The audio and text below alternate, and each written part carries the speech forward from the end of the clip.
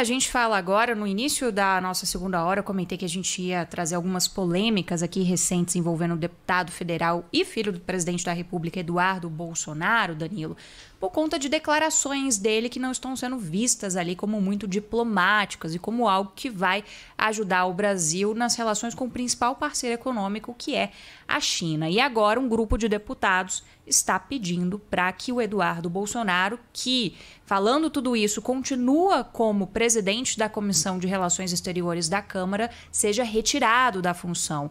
Ele que continua na função nesse ano, é o segundo ano consecutivo, era para ter tido uma rotatividade no poder ali da presidência da comissão, mas justamente porque não houve ali uma nova escolha por conta desses tempos de pandemia. Vamos conversar um pouquinho então sobre essa avaliação que é feita por alguns deputados. A gente vai conversar com o deputado federal Fausto Pinato, do PP aqui de São Paulo, que é presidente da Frente Parlamentar Brasil-China. Deputado, bem-vindo, boa noite.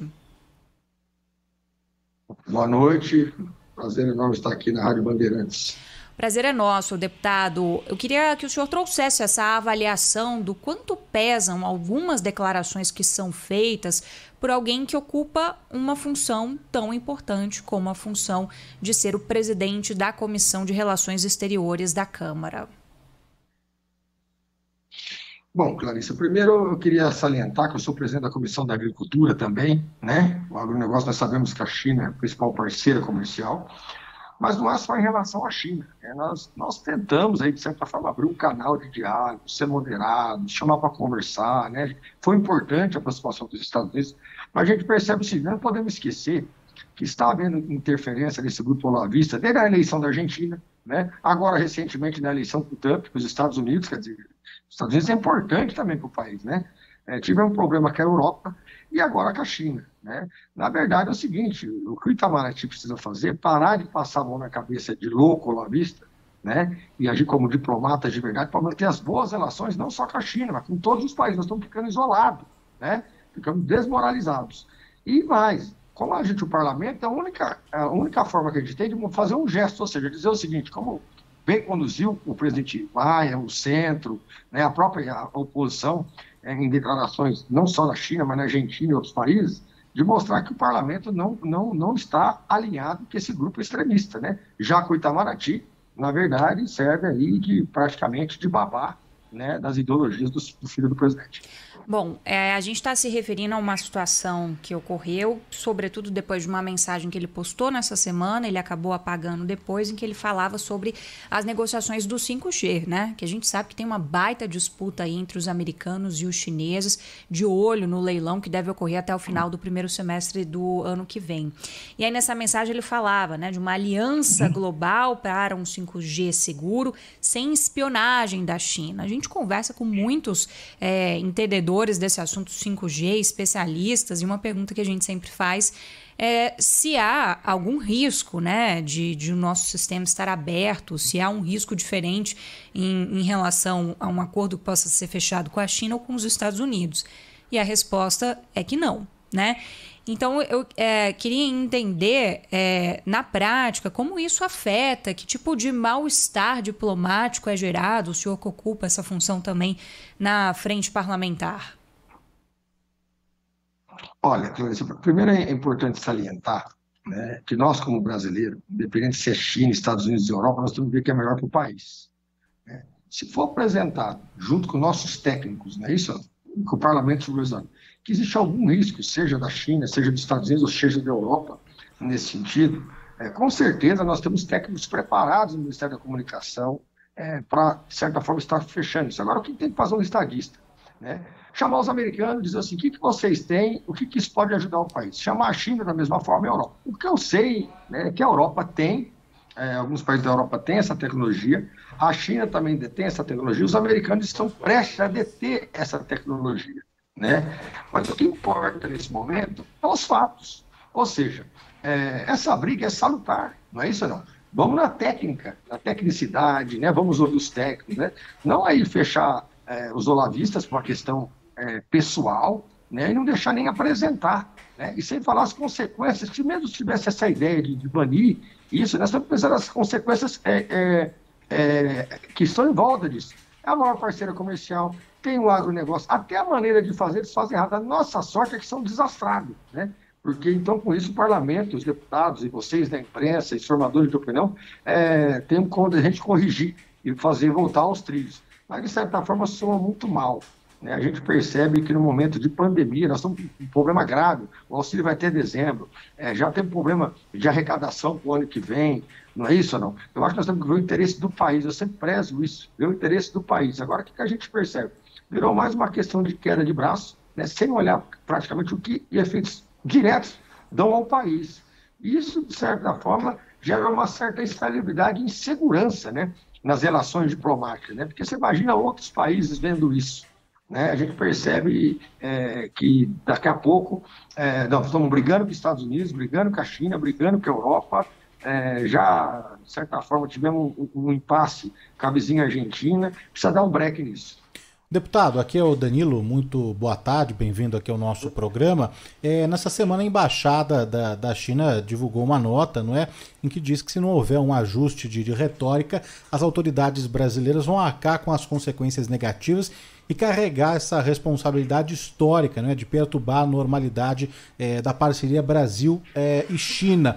O senhor acredita no impacto de fato, na prática, nessa relação comercial, nessa parceria Brasil e China, com essas alfinetadas, com essas discussões que o presidente e os filhos acabam tumultuando, ocasionando ali nas redes sociais? Danilo, vamos ser bem práticos, né? A China vem sendo atacada desde o começo do mandato desse governo, né? E a gente tentando ser bombeiro. Eu sou um cara de centro, sendo de direita, né? Mas a gente percebe que não tem diálogo, é questão pessoal. Por outro lado, a embaixada foi atacada diversas vezes, só respondeu os ataques, né? E, de certa forma, o governo não fez um gesto concreto para cessar isso, né? Primeiro falaram que o vírus é chinês, sem comprovação, que a vacina não funciona, né? Agora a questão da 5G. E eu, como presidente da Comissão de Cultura, estou preocupado com o agronegócio. Lógico que pode. A gente sabe que a China hoje tem um poder de investimento muito grande. Já estão abrindo a África, né? Pode abrir a Argentina, né? Talvez não um impacto imediato, mas a médio e longo prazo. Você, por exemplo, se você tem teu programa de rádio aí, e você tem um patrocinador muito grande, e todo dia no teu programa você fala mal dele, o que ele vai fazer? Ele vai esperar vencer esse contrato e vai procurar outra plataforma para estar divulgando o trabalho dele. A mesma coisa a China.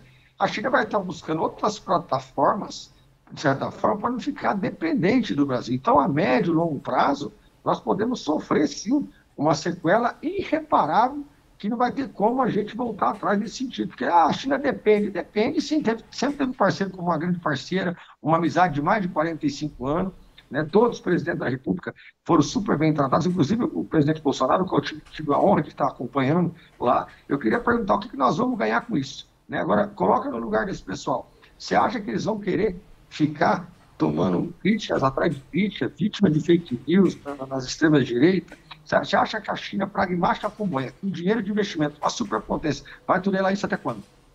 Quem está aqui na nossa escuta também é a Clarissa Oliveira, direto de Brasília, que estava com a gente no primeiro bloco. Clarissa, tem pergunta para o deputado? Olá, boa noite, deputado. Obrigada pela presença aqui com a gente. Eu queria que o senhor fizesse uma avaliação aí para a gente que distinguisse um pouco a relevância de declarações polêmicas nessa linha tão beligerante em relação à China, feitas pelo deputado Eduardo Bolsonaro ou pelos filhos do presidente. Mas quando a gente fala de uma postura do Ministério de Relações Exteriores, do Itamaraty, é uma postura de Estado, é uma decisão de governo, uma postura de governo em relação à China.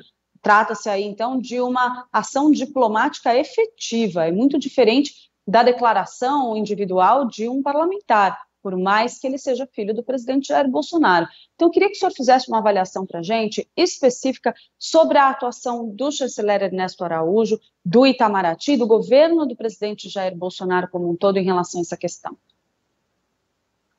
Olha, é importante dizer que o presidente Bolsonaro veio com uma grande esperança do país, inclusive minha.